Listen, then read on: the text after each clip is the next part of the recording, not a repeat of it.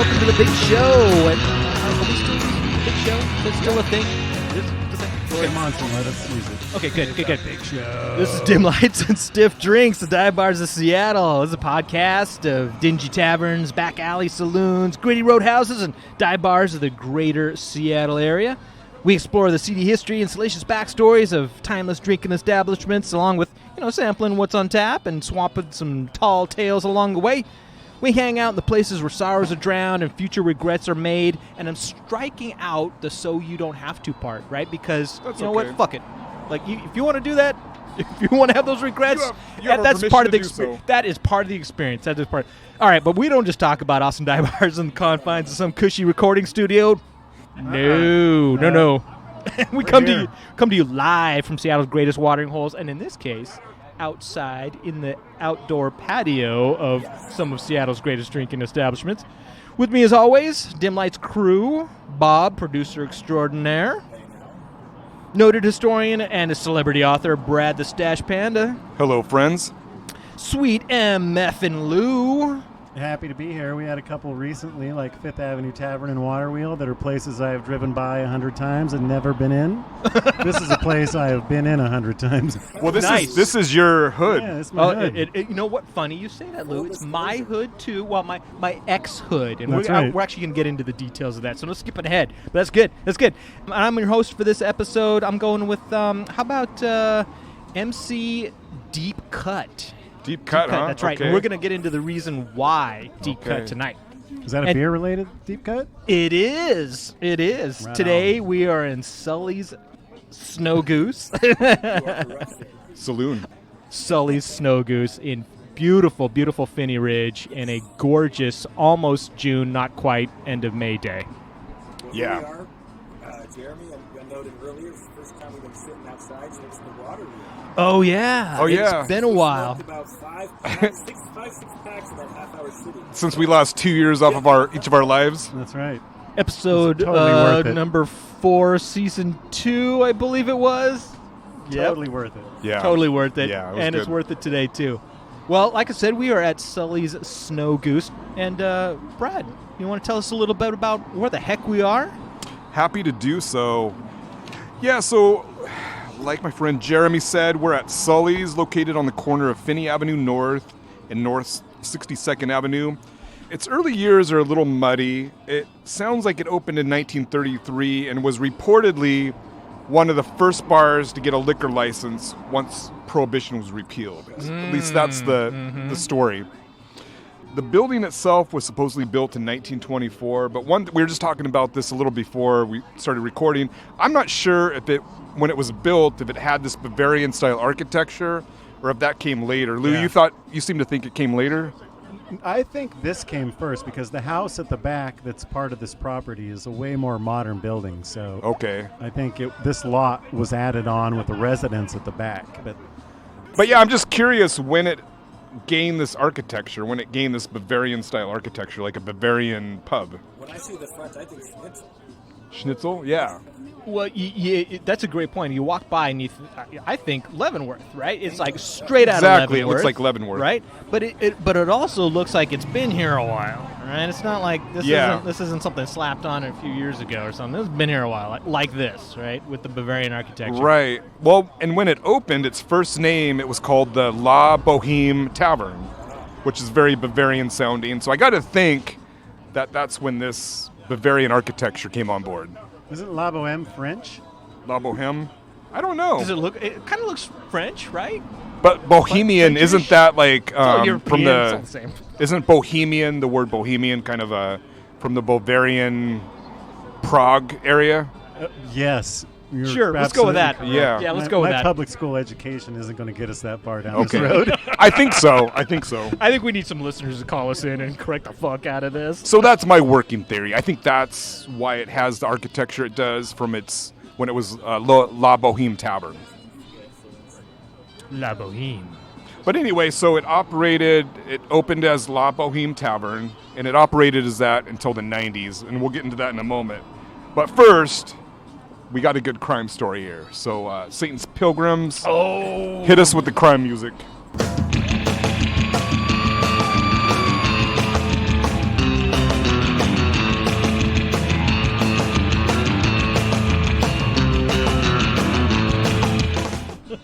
So Police 1942, blotter. yeah, police blotter. So 1942, two guys are here having some drinks when it was the La Boheme Tavern. They're here for 2-3 hours, and Were then they sitting there with some like French berets on? no, there were no berets in the story. How do you know? There's the pictures. There's a hat does make an appearance in the story, but it's not a Oh, beret. Okay. So anyway, they're having a couple drinks. At some point, they decide to call a cab, right? Presumably to take their drunk asses home. So a cab pulls up, they get in. The two men tell the cab driver, just take us through Woodland Park. And he's like, okay. So they're going through Woodland Park. Just When- take us through. Was this Woodland back in the Park? day when you could drive through Woodland Park, or were they like Yeah. Well, Yeah, there were drive roads through in the it. gate and- Well, it's kind of like Volunteer Park. You know how like there's certain parts of Volunteer Park where you could drive yeah, through yeah. little it? thoroughfares. Like that. And back in Like the day, that. there was actually more driveways through Woodland Park than there is now. which there's zero now? That's right. Yeah, yeah. But this is the 1942. All right. So anyway, they're driving through Woodland Park. They get to a dark, secluded area. One of them pulls out a gun, tells the driver, all right, pull over. Pulls over. They order the driver in the back seat. One of them sits back there with them with his gun trained on him. You know, keep your head down, don't say a peep. The other takes his cap, because this is back when cab drivers wore like those uniforms with the caps, almost the like newsboy cap. No, it wasn't the newsboy. It was almost like a captain's cap with the brim. You know what I mean? okay. Like the 1940s cab driver. Sure. Right. So I said so, yeah, like checker or yellow yeah, or exactly, something on the cab. exactly Yeah, like yeah. that. So one of the robbers takes the cap, gets behind the wheel, and he starts driving the cab, impersonating the cab driver. They just wanted to carjack the guy? well, About to go do something. they're about to go do some bad. So what they do is they end up driving back here. They pull in front. One of the robbers gets out with a gun, goes in and robs the place. You know, a live robbery. Comes out, Disguised as the cab driver. disguised as a cab driver. Oh. He's still in He jail. nets a Genius. whopping $30. Yeah. So hops in, they drive off, right? Doesn't even cover the cab fare. Yeah, barely, right? I know. So of course, what does the tavern do as soon as like they walk out the door? They call the cops. So the cops put out a call. Hey, we just had an armed robbery in Phinney Ridge. Be on the lookout for this cab. Yellow taxi. Yeah. Within minutes, the cab is spotted. A high-speed police chase ensues Oh, wow. through the streets of Phinney Ridge. And this is like a movie. They're shooting at each other. You know, like one person's leaning out the window In a cab. in a cab with the police car chasing it. And they're shooting at each other Wow. through the streets of Phinney Ridge. Maybe even past whoever was living in your house at the time. That's right. Yeah. I remember that. Yeah, yeah. You still got the bullet holes in the wall. Yeah. Anyway, Add eventually, charm to the place. yeah. Barbara keeps telling me to fix him. I'm like, no. You just the hung a bullet picture hole. on the Got a wall. story to tell. Yeah. That's dressed. Eventually, the cab, pulls the maneuver where they just pull over to the curb, come to a screeching halt, and they jump out and run away. And they get away. They run off in the woods somewhere, and cops lose track of them, so they're scot-free, or so they think. Well, they got a lot of That person. charges waiting for them, though. They robbed a tavern, they robbed the cab driver, police chase, shooting at the cops, lots of charges. So there's like a bounty out for these guys. The cops want them. These guys take off down to California. Now again, this is all over $30 they robbed here at the tavern. Now they're fugitives Cheese it, boys. living down in California. A bounty hunter eventually captures these guys. Wait, what's the bounty on two guys who robbed That a robbed bar for $30? $30? I don't know. $60. Yeah, someone grabbed him though and brought him back here. Well, no, this is back in the day when cops didn't need an excuse to whip your ass. Like, Yeah. you shoot down there, like, get these guys up here. Just and get them up here. We'll take it from there. Price is no object. Yeah. Just bring them to us. And we'll... So anyway, these guys end up going to prison, all over $30. But I was researching the story, and as I was reading through it, like I was wondering, how much do you think alcohol was a factor in this? Do you guys think these guys were just criminal scumbags that would have done it otherwise, or do you think they were just shit-faced drunk? Hey, I got an idea. Anyone who runs around with something on their hip. That's true. Were That's they true. were they in the cab Yeah, going, that's true. dude, do you have cab fare? No, me neither. Fuck. Oh shit! Well, I got a gun. Yeah, I got an a idea. solution. I got an idea. Bear with me. Also, a testament to what $30 did Yeah. Then I got What would that be in today's dollar? 30. What would be like 300. 300? Yeah, that sounds about right. That sounds about right. Which would get you to like Medford nowadays. Yeah. On a Greyhound. I don't think they were going too far. I get to the Chehalis. Chehalis. Stop at the outlet mall. Well, anyway, so turn off the engine. that's the one crime story with this. That's a good one. That is a good one. Yeah. So, yeah, it operated as La Boheme Tavern till 1995. So before that, the current owner, Tim Sullivan, which is presumably where Sully's the name comes from, he's the current owner and has owned the property since 1978. And then in 1995, there was some dispute between him and the people running the bar. The lease wasn't renewed, and then he just took over ownership. So he's owned it since 1995, and that's when it became Sully's.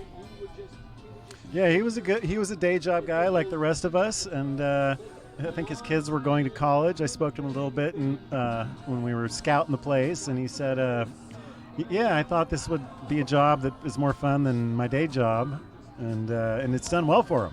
Yeah, Yeah. I would imagine so. Well, like we were talking about before we started recording, it's a popular neighborhood bar. So there's always customers walking through the door. It's on a pretty busy intersection, so good foot traffic. It's very visible, so I'm sure he's doing very good. Yeah. Yeah, it's a wonderful neighborhood. There's bars and restaurants all up and down the place, so Yeah. there's a lot of foot traffic, a lot of... Yeah, he's in a good... Yeah. As they say, location is everything, and he's in a good location. I'd like to give a shout out to Ridgeville, local bottle house. It's just opened up. It's adjacent to Redville, Ridgeville. Oh, okay. That's right. It's a little neighborhood bar. Used to be a Starbucks, Okay. Nice. Yeah, but now a much better use of the location. Yeah. Much better. Yeah. Last Saturday, saw the band Velvet Hawk. Everybody check them out. Nice. Huh. Over at Ridgeville. So And shout out to Red Mill Burgers. I have always said best burgers in Seattle. I agree with you. I second That's that. solid. I second that, yeah. if you know a burger, that's what you would say. Yeah. So should we kick off the Burger Joints of Seattle podcast at some point? I think we should. that would be stop number I one for think sure, we man. should. Red Mill would definitely be one of the Yep. first stops. Hold on, the Starbucks is closed? Son of a... This neighborhood's going a pot. Sorry, buddy. Where's the guy supposed to get his latte now? Supposed to go to the Starbucks 10 blocks down the street? Now, one of the things Sully's here, they have a yearly tradition. You guys may have been to this before. Every April Fool's Day, every April 1st, they've been doing this since 2000. They have a pie joust tournament. Have you guys seen this before? Heard of it, never actually experienced it, unfortunately. I've never seen it Is it either. a pie on Yeah. the end of a stick? You run towards each other? I think and- you have it in your hand, but you're on. Yeah. I believe you're on a bike. Two guys on bikes go at Okay. each other and they try to get each other in the face with pies. Nice. Yeah, Yep, you can The Google old pie that in the shit face. and Yeah. see some good pictures. Special appearance for that. I think Yeah. so, man. Are It sounds like a fun time. Still doing it? Yeah, apparently so. All right. Hopefully it's a good pie. Hopefully it's one of those Tom Douglas coconut cream $55 pies. Ooh, yeah. Tom Douglas, we love those pies. Yeah, those are good.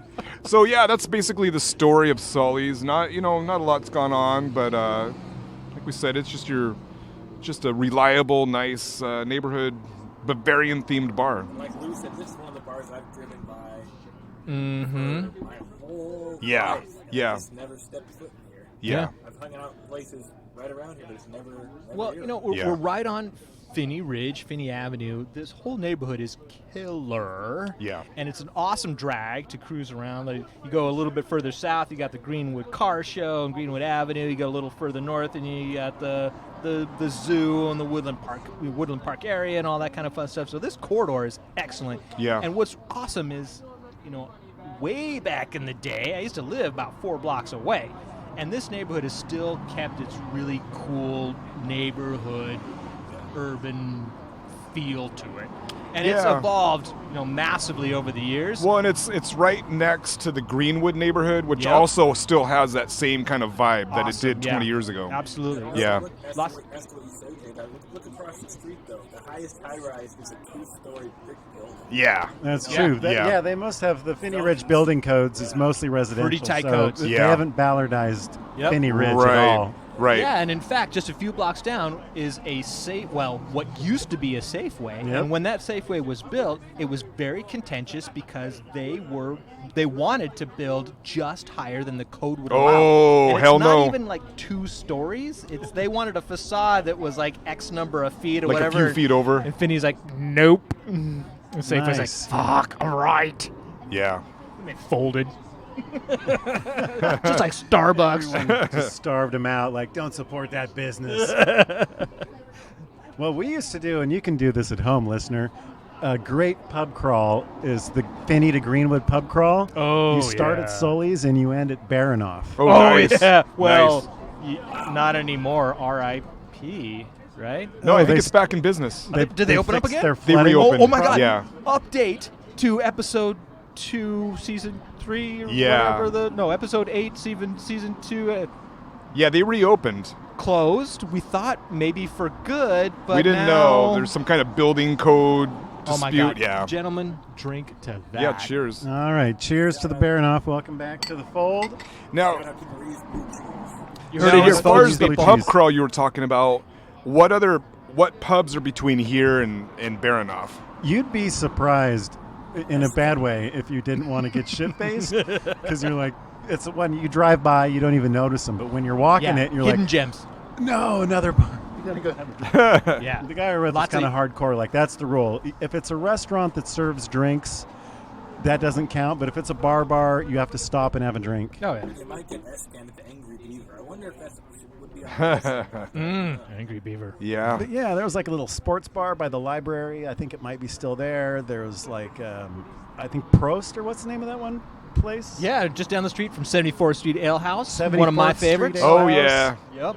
That's But that's a really good point, Lou. Like, you walk by Sully's here, and you might mistake it for a restaurant. It's got kind of a restaurant-y kind of vibe to it. Got the Yeah. cool patio outside. It's got the cool Bavarian looks to it. It's like, oh, okay, I'm going to go in there and get a schnitzel or something.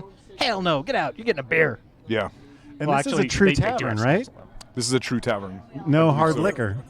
I believe so. Yeah. Yeah. It's just beer. Yeah. And I don't think they have a kitchen. It's just because if you don't have hard liquor, you don't have to serve food. Right. They might have. I don't know. Get a little bit of food. When I looked A little bit of online, food, I but saw just some- pub grub. Yeah. Pub grub. It's like hot dogs and yeah. Yeah. Sticking with the Bavarian flavor. Yeah, I think so. Sausage and Yeah. So, Well, I'm going to hit it over to you we've there, got a Rue. bunch of beers sitting in front of us, and I cannot wait to talk to the selection. But let's stick it off with you, Brad. What you drinking? I'm drinking some Bodhi. Bodhi. Now, Bodhi, so this is an observation I made, and this kind of confirmed my theory. That So- Georgetown runs Seattle. No, Georgetown's know part that. of the That's theory, well though. established. But it seems like when you go to a place, you're either going to see Sea Pine or you're going to see Uh-huh. Georgetown, but you don't see them together. Have you noticed that? So what's Turf war. Is it a turf war? Oh, yeah. But and Sea Pine is like building up their profile. You're seeing Sea Pine in way more places. But you either see one or you see the other, but you don't see them both together. At least I haven't noticed that. Huh. Nice. Huh. So Also, shout what? out Why to- is that? Sea Pine, shout out to Georgetown, shout out to Jellyfish, you know? Yeah. Uh-huh. Do any, Hellbent. Yeah. Yeah. Yeah, for sure. So you're drinking So I'm drinking a Bodhisattva? Bodhi. Yeah. Probably one of, if not the most common beers on tap at all of the dive bars we have visited over 3 glorious seasons of this podcast, right? Bodhi, It's- Lucille, Absolutely. one or two A are little bit of Baddies. Johnny Utah, a little bit of, yep. Yeah. Absolutely. No more magic, No That's more right. Red Hook. Yeah, we talked about that. I know. Very little. Hail- Pyramid no more Hefeweizen. pyramid or No, Hales. I'm drinking a Not anymore. Hefeweizen. Oh, okay. Oh, are you? They have What is those it? 3 taps right at the front of the bar that are old school Euro beers. I noticed that. They are old school. And there's 2 Pilsners and a Hefe in the middle. I can't remember the name, but that's what I got. Hawkins Yeah. Quarter. Yes. Yeah. That's exactly what I got. It's delicious, too. You Yeah. guys ever drink the Red Hook ESB? If you guys were fans? Oh, yeah. Oh yeah. Yeah. Extra special bitter. I used to Yep. like that. Yeah. And they did a double for a while. I don't know if they still do. That was That was fucking like 11% or something. Yeah, and yeah. This is before they Man's beer. refined how to make a high octane beer taste good. Just drink it quick. Beer bomb. Well, that's an interesting point, Lou. There's definitely. Do you have a Pils? Is that what that is? One of your Euro Pils? No. I stuck with a tried and true IPA. In this case, a Reuben's Crikey, because I love the Reuben's Crikey. Had it on draft before, but it's not super common on draft, right? So I was like, you know what? I'm going to grab it because it's been a while since I had one. So not disappointed in the fact. Yeah. But back to your theory there, Brad. Turf wars Between Sea Pine and Georgetown. Well, we have almost 25 beers on tap here at Sully's, which is I'm fucking in beer heaven right now because not the best selection we've been in like all of the dive bars, but one of the best. Epic selection of beers. And guess what's on tap? Is Sea Pine in there? Sea Pine Kolsch. Oh, it is? Okay, well, there blows my theory then. Never mind. And 2 Georgetowns. So. Well, I saw the Georgetowns, obviously. Yeah. I got a Bodie, but they could still be fighting it out. Yeah. You don't know. I want to think they are, Right? man. Like I want to, maybe start Sully's There is trigger a like, feud there can between only them. be Sully's one. like, Sully's like, let's all get along here. You know what? I'm taking your cake. I'm taking your cake. You two can like bitch it all out if you want to. but Yeah. This is my business. So Georgetown's not firebombing the place. Like, Fuck like them. Beer Wars at Little Red Hen. Yeah. Yeah. But no shit, so there's a Sea Pine in there, huh? I There didn't is, see yeah, it. Sea Pine Okay. Kolsch. Absolutely. Okay. There's also some, so we've got some Johnny Utah, and probably 3rd or 4th most popular beer Yeah. on tap. So some great stuff. Boneyard RPM IPA, another common one we've seen. Yeah. Right. What do we got here? Lagunitas, one of my favorites. Bodhisattva, Lush IPA, Lucille, a little hazy. But one thing I really love about this is, like you said, Lou, there is some pretty esoteric German and English beers on tap, which is pretty damn cool. We are sitting under a giant Velton's Brewery awning umbrella thingy shade thing, which I have not seen in any of the dive bars we've been to, and I don't know if I've ever seen it at any of the other Seattle I don't bars think so. in this area. Very Yeah. obscure. Velton's brewery out of Germany, opened up in like the 1820s or something. Been around. They have a Pilsner on tap. That's where the history's from. You think stuff's old here. Oh, yeah. Well, funny you say that. It's like, 1830 or something for Velton's, but for European breweries, that's pretty new. That's a newfangled beer. How do you get European beers on tap? Like, does that shit flown over here? Yeah. It's In on a special boat, goes kegs? around the Cape of Good Horn. It arrives a year later. We actually discussed this already. It's with the Brunswick bars, and you throw on It comes over from Europe on train. Yeah. Well, Cape of interesting Good you say that. I don't know for sure, but I would venture to guess that Velton's is probably shipped over from Germany or somewhere in Europe where it's brewed, right? However, a lot of European, German, and English beers originated in Europe, but a lot of them are brewed locally now because they got so hot. Another one that's on draft here at Sully's is Guinness. Okay. Guinness Draft, right? It's like awesome, love Guinness. It probably didn't come from Ireland. It I was probably wondering- came from I'm one of the wondering other about that. 5 breweries that Guinness So is there a owns. Guinness brewery here in America? I believe there's that a couple supplies of the them. North American yeah, continent or whatever? There's a couple of them. Okay. Yeah. Okay, that makes sense. I don't remember where. One up in New England, I think, and the one other in like the Midwest or something. Well, because so. how long could beer survive in a keg before it goes flat? Well, long enough to get over the pond. You think so? Well, I hope so. We've been getting, European, South American, Australian beers for, years now, and it's got Yeah. to come from somewhere. I guess so. I Yeah. guess so. Survive the trip around the Cape. Yeah. We lost 3 good men on this expedition. And 6 kegs! Another way to get beer. I want to hear it. Bring me the next batch. Well, that's a good point. I mean, that brings. I mean, we won't have time for this episode. That brings the whole reason why IPAs exist, right? Right. Whole history of that is like they invented IPAs just so it could weather the Have transport. a longer shelf life, yeah. Yeah. Oh, no Yeah. kidding. Oh, absolutely. Yeah. They hop the shit out of it because it's a natural. What's that do? Preservative. Preservative. Absolutely. Oh, yeah. no kidding. Yeah. To this day, a highly hopped beer has generally a higher shelf life than a non-hoppy beer.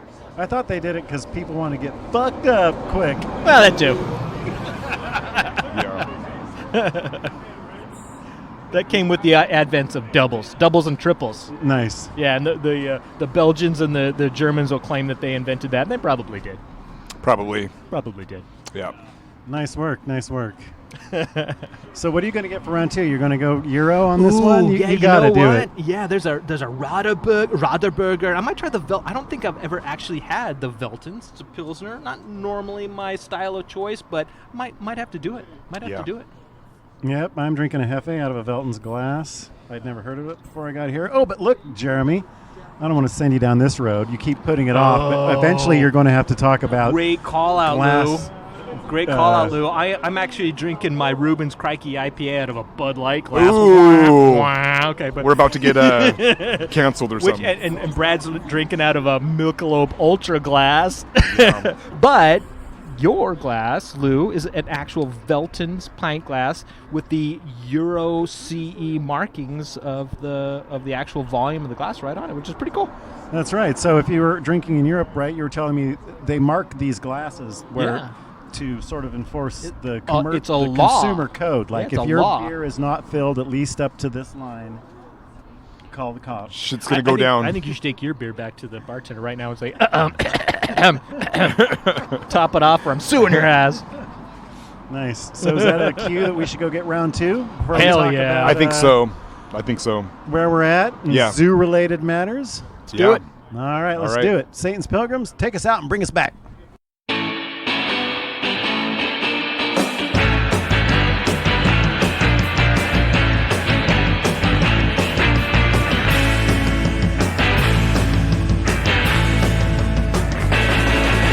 Bring us back. Thank you, Satan's Pilgrims. Woo! We're back for round 2. I'll kick us off for what we got with round 2 because I'm looking at a beautiful Guinness glass. We talked about Guinness Nitro on tap here at Sully Snowgoose, which is fantastic. I love Guinness. It's a cool glass, one of the old school, like curvy little like tulip style Guinness pints, and it looks like a Guinness. Got the beautiful white head on the top and then a nice little reverse bubbly cascade that you expect from a Guinness. However, it is not a Guinness.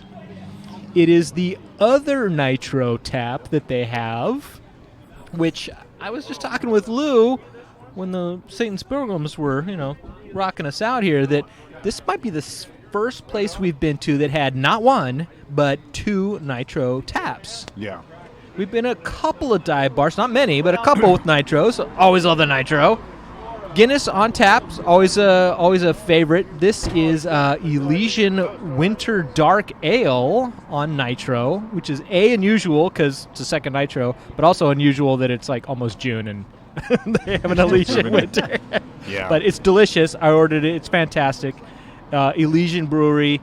One of the benefits of going super big like Elysian has over the last few years is you can do their super limited release beers like a winter ale all fucking year long and make billions of gallons of it. And as an added bonus, you don't need to eat dinner tonight because that is a meal in a glass. Oh, it is a meal. Yeah, it is absolutely a meal. You got your loaf of bread right there. Yep. Probably 1,700 calories in that glass. Yeah. What'd you get for round 2, Brad? So, you guys sold me on the Veltons, and I'm glad I got it. Veltons, it's a very tasty. Is this a lager? German Pilsner. It's a Pilsner. It reminds me of the beers I had when I was in Europe, like just kind of the generic beers you'd have at like various cafes. Definitely brings me back, and it's really good. And refreshing and light good. and refreshing, a perfect summer beer. Yeah, and not like thumbs Bud up. where it's like terrible and light and refreshing. Yeah, it's actually good. Yeah. Trendy Americans might call that a session beer, easy drinking. You could drink 5-6 pints of that, no problem. And it's not super high ABV, so you don't have to worry about it. Well, that's kind of my speed these days. I kind of like the lighter, the Pilsners and the lagers. Easy going beers. Yeah. Hell yeah. Nice. Lou, you got the same thing? I did. I got a Velton's too. I couldn't resist. I'm super jealous because you guys got the cool Velton's pint glasses. That's right. We do. And I Euro love pint my glasses. Guinness glass. It's awesome, but I'm a little dismayed because it ain't a Guinness in that glass. So. Jeremy, is that an Imperial pint there? Was that a full 20 or is that 16? Ooh, that's a good point. I think I'm guessing that these are all Imperials. Yeah, I think you're right. All Imperials. It's you got the traditional European Imperial style. The Guinness is the old school tulip style. But I think and what makes an Imperial pint?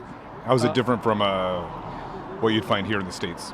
Well, a pint is typically like a 16-ounce pint, right? But the Imperial pint's a little bit bigger. All the way up to the rim is 20 ounces, but you got to go right to the rim. Yeah. But like you said, Lou, you got the little markings on this glass, very Euro style, which is roughly a 16-ounce marking on there for an Imperial pint. Keep them honest. Keep them honest. Yeah, that's right. You know, and the interesting backstory with that, one of the reasons that they have that marker is that you are supposed to get that much liquid, And there's the a rest little. is head. That's right. There's a little bit of room for the head, and if the bartender wants to be super sneaky and give you like a little more head, not enough liquid or whatever, no, marking right on the glass there, biatch. That's right. Check the hash mark. Check the hash. All right, let's hashtag check the hash. Yeah, that's good. Let's get that trending. Okay. Nice. Right on. So, Lou, I'm guessing you might got a little bit of history about where we at. And like I said, we're on Phinney Ridge. I fucking love this neighborhood. I used to live just a few blocks away. Effing love this. But unfortunately, I'm way the fuck up north now. I hardly ever make it back to this neighborhood as much as anymore. But why don't you tell us a little bit about where we're at? Well, it's not about where we're at this week. It's where we are on. What? We're on Phinney Ridge. Yeah. It's a ridge. We're not in nothing. Yeah. We're on the ridge. The ridge. Just like View Ridge. It runs north and south, and it separates Ballard from Green Lake. It's one of those places where the natural geography dictates how they divided the neighborhoods. And it is literally a ridge. I mean, you can see, like, over on the east is Giant downhill. hill either way. On the west is downhill. We're like the pinnacle, man. Yeah. That's true. You want your workout, come to Sully's, walk down to 8th, walk down to Green Lake, walk back to your car, and you will be sober. It's and it's named after a guy named Phinney. Guy Phinney, to be exact. Lumber mill magnate, like Captain Ballard and Henry Yesler in Pioneer Square. So Guy Phinney came to town swinging a big wallet. He made a fortune in Canadian lumber and real estate and moved here in 1881 from Nova Scotia. And he bought Phinney Ridge for a bargain from two guys that also bought it for a bargain from the government 2 years before that for $1.25 an acre. Oh. That is a deal. So Phinney Ridge is 200 acres. So in 1879, you could have bought Phinney Ridge for $250. Hey, Lou, can I borrow $250, man? I got some plans. I got some ideas. Acreage I'm looking at. Well, you and Guy Phinney both, because I'm not sure what Phinney paid for it, but the big wallet probably wasn't needed for the land itself. But the big wallet would be needed for developing big ideas, and Guy Phinney had big ideas. Land ain't So- nothing until you do something with it. That's right. Within just a few years, he built a private estate for him and his family that contained a mansion, and for the public, he built an English park, a ballpark, a bandstand, and a big menagerie, Menagerie? which is a collection of captive animals. Otherwise known as See where this is going? You're ahead of the place. He also built a hotel and a subdivision. Did he build a dive bar? He did not build a dive bar. Fuck him. Yeah, no, he was kind of square that way. But about 6 years after he died, the city purchased the menagerie in 1899, and that became the Woodland Park Zoo. Which is still here today. And they bought it for $100,000. Yeah. So- Hey, Lou, can I borrow $100,000? Shout out to Tennessee Williams for the glass. Thank you. Thank you, Tennessee Williams. Is that what that Wow, means? that's some The culture glass- shit right there, the man. glass zoo? Wow. Nice. I just remember that from high school. Yeah. That book. Yep. Yeah. Good callback. In 1903, speaking of menageries, there was another menagerie in town in 1903 at Leshigh Park. And the company that owned that donated their animals to the Woodland Park Zoo. So if you're asking yourself, when does a menagerie become a zoo? It's when you get two of them together, boom, you got a zoo. If you get three of them together, you get a menagerie a trois. And then they were off to the races. And then they got their first That's elephant. another episode, though, Jeremy. It's another podcast altogether. That's for Loveline. Yeah. They got their first elephant in 1921, purchased from a carnival for $3,100. Oh, that's big bucks. Inflation, right? Damn. You think the guy who was working for the city was like, son of a bitch, 30 years ago when I was a kid, you could have bought the whole park for $250. You could buy a used Tesla for that. The second elephant came 10 years later the city confiscated it for mistreatment from one H.C. Barber, a sideshow huckster that was displaying the elephant at Westlake. You do not be mistreating elephants in Seattle. Nope. And when the mayor personally saw the elephant, he was so appalled by the condition in which he was kept, he ordered him confiscated. And so it was... This was the mayor. Yeah. Mayor went to take his kids to the elephant, and he was like, I'm the mayor. I can hell do something no. about this. Not in my city. That's right. I think the mayor just wanted the elephant for himself. Or he was like, the last one cost $3,100. Let's just shake these guys down. Take their elephant and send them packing. But it was a giant 7.5-ton Asian bull named Tusco. And at the time, he was the largest elephant in captivity.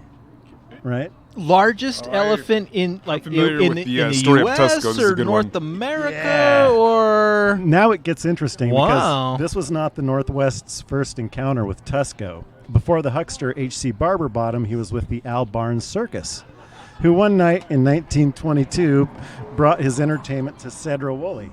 And on that night, Tusco's leg irons had been removed so that they could clean him, after which he immediately threw off his trainer and then went on a rampage through Cedro Woolley. Yeah, he was the like... great Sudro Woolley rampage of 8. Brad, you stumbled across this in your... I have, man. Didn't he like ruin a bunch of people's yards and stuff? He was tromping through... Oh, yeah. Locals describe People's roses. uprooted Take a dump. trees, telephone poles being knocked over, Yeah. fences ripped out, gardens flattened, tulip fields flattened Oh. in Cedro Woolley. Oh. Yeah, he just went on a destruction spree. Model Ts being hip-checked by a 15,000-pound animal. I say, sir. And it was 7:30 at night when he broke out, and they didn't corral him until 9 o'clock the next morning. Whoa. The humanity. And Holy so crap. it gets better. Check Yeah. this out. Eddie Adams' pool hall was nearby the circus, and there were a bunch of people in there doing a pre-funk before the circus started at 8 o'clock. Mm-hmm. And when they heard the commotion, they came outside and thought it was just the best thing they'd ever seen. Just Tusco going bonkers. Little So- tipsy, walking out of the pool hall, going like, yeah. So the Good bar early crowd, show. Somebody spiked my gear. the bar crowd just started following the animal, and pretty soon there was a big crowd of people following it, tipping back bottles of the old shine, and following this elephant all night, just watching him tear shit up and freak people out. Tell me that wouldn't be completely entertaining, man, watching an elephant just go on a rampage. Yeah. Yeah, I I'd follow would that pay for elephant that. He's too. not Yeah, Be like, I'd be oh, following hell too. yeah. He's not bothering the people. You're just watching him. And probably a lot of people were concerned, like, if he gets near my place, I'm going to shoo him away. Yeah. Yeah. Yeah, I'd be following that pachyderm too. And the funniest story remembered was when he went by the train station. There were two switchmen on that night, and they didn't see him coming until he rounded the corner. And the sight of a rampaging elephant freaked him out, so they ran into this little shanty outbuilding. And Tusco chased them in there, and every time they tried to open the door to make a run for it, he'd slam the door shut. And this just entertained the locals. Wow. To Wow. Scared the crap out of a couple of switchmen. Yeah. Going, I'm going to be late for dinner. The guy's probably like, I don't want to be the little help guy, but little help. You distract him for 10 seconds. I do not remember this on my union contract. That's right. You can go see the bones of Tusco at the University of Oregon. It's at their Museum of Natural History. Now, it was like a group of guys finally had to kind of like tame him and corral him what do you back. do with a rampaging elephant? You just got to like But- let him like tucker himself out or what? And who volunteers for that duty? Like, can you guy with the imagine? Like, big-ass hey, who wants to gun. help me go bring down this elephant? There probably not a lot of hands were shooting up. Yeah. Hold on, let me get my trank gun. Yeah. Remember, they kind of were, once they sobered up, they actually thought of a plan, and they kind of steered him into this, like a rail yard where there was 3 boxcars on one side, so it was fenced on, or contained on 3 sides. So once they got him in there. Is that how they finally caught him? Yeah. Okay. And then In my mind, this was a drunken stupor plan that a bunch of guys from the pool all be like, "Hey, This is what we're gonna do, let's man." corral him into the train yard, And I'll put a rope over its neck, man. and I'm gonna ride him." I got a dog leash in my backyard. If we can get him over there. That's.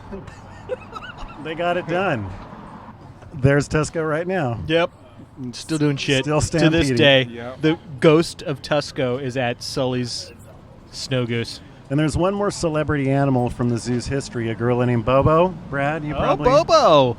have heard that name? Another Is famous this the monkey wars? That another took place? famous Seattle story. Yes. Okay, Yeah. yeah. That's a good story, too. It was a grouchy Yeah. male gorilla housed in then the Great Ape House.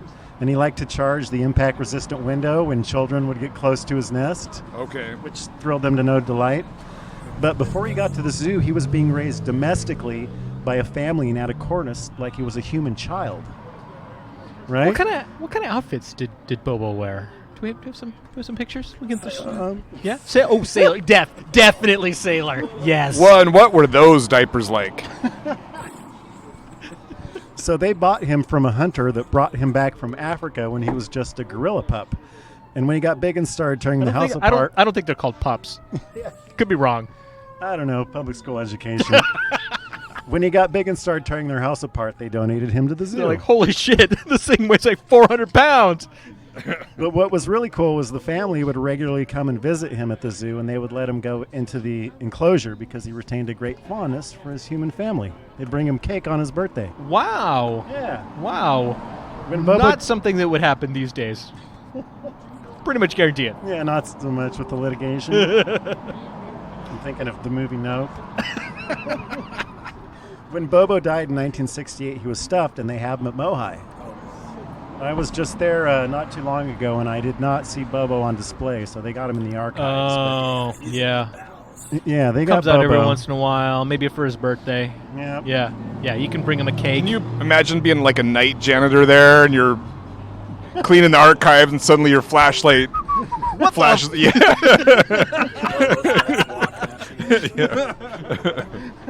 Oh, there you are, Bobo. Wondered where you went. Yeah, what else we got? Going to the zoo was free up until 1977. Oh, yeah. God bless Seattle. I'm going to skip this next part about the evolution of the zoo design, and I'm going to get to the juicy stuff. Tonight on King 5 News, a trailer containing 4 elephants overturned today at Phinney Ridge in 67th. Whoa.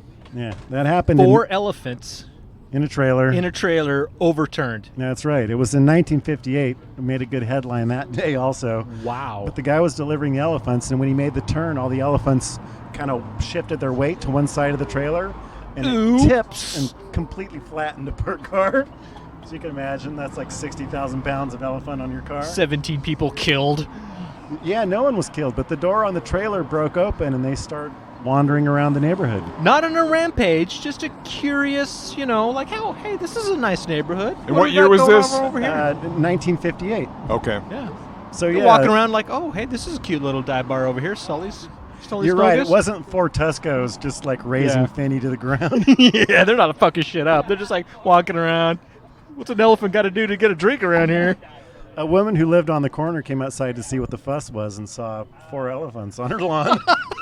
Can you imagine walking out? What's going on? Oh. Oh, Reminds me my. of that joke from old movies and cartoons where the guy sees something crazy and is drinking and he pours it out. Like, Whoa, I need to stop drinking. I need to stop drinking.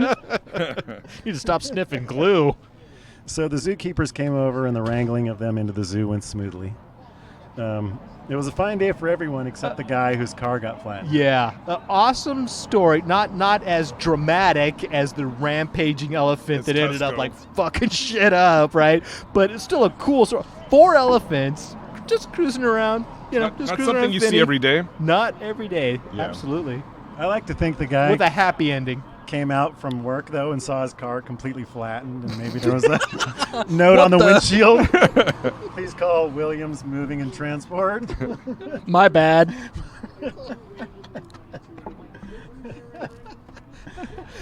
Oh my god. No, there Nice. was a Always there a was good a story monkey with elephants war involved. at the Phinney Ridge Zoo. Did you come across that? Are you talking about when they built the island? king of the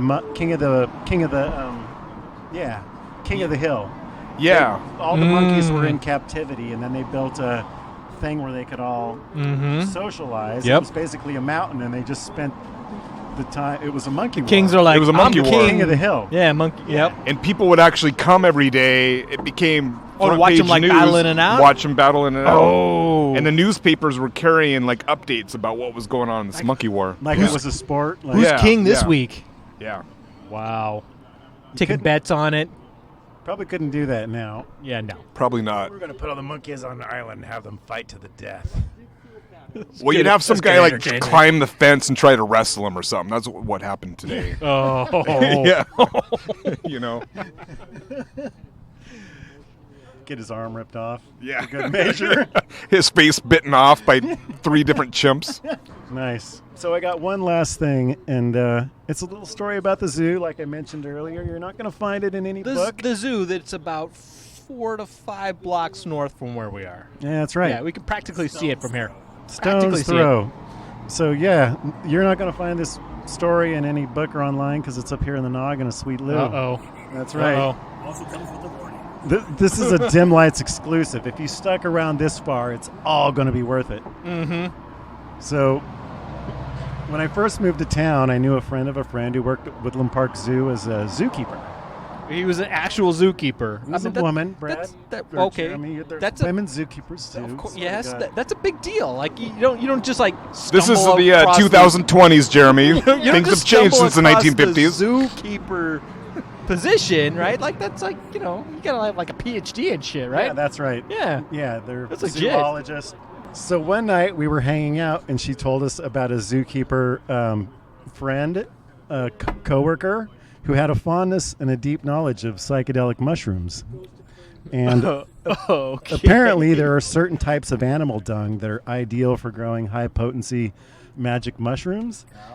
And I think I'm gonna need some more details on this. So Maybe access, a white paper. access to dung that you would not have unless you worked in the zoo. Oh, And so, that's according- the reason you become a zookeeper. Probably for this guy. So according to her, the guy made this big hidden garden on the grounds of the zoo that he used for growing psychedelic mushrooms Oh for, yeah, for later consumption and sale. that sounds very Seattle. God bless Seattle. So literally, they're growing psychedelic mushrooms at the zoo because that's the best fucking place to grow them. Yeah. Well, it's the dung apparently, Yeah. from what Lou was saying. The zebra doo-doo. The dung was Well, The lemur Louis, doo-doo, you got to whatever it mention was. you have to mention Zoodoo. Zoodoo. Absolutely, right? You know the whole there's Oh, yeah. there's a long rich Yeah. deep-seated history of good Zoodoo. stuff for your garden. Yeah, and great for your mushrooms apparently. Which I did not know Okay. until today. So that's All right. good. That sounds like a recipe and a formula and a project. Yeah. So there was a large drung ring operating out of the zoo in the 90s. Nice. I think so. Nice. Yeah. What Ma- was the you say- outcome of that? Did yeah, you like say the 90s. How do you- officials how find do you out know about it's it and over? close it down, or what happened? Yeah, how do you Yeah, know it's I over? never. After a while, we sort of lost contact. Me and Baba moved to San Francisco, and I never knew what happened to that guy. But We cannot. Maybe it's still going on. I'd like to think Yeah, so. we cannot confirm or deny that is over. Lost your connect. That's what everybody said too. They were like, "Have you tried them? Are they good? Can you get us some?" And for our listeners, no, we cannot. Yeah. With that, thanks everybody for hanging out with us on this episode of Sully Snowgoose. Like, subscribe, follow, and what do you do with the? Until Any next. support for the show is much appreciated. Absolutely. Check out our Patreon page. Until next time, appreciate it. We'll see you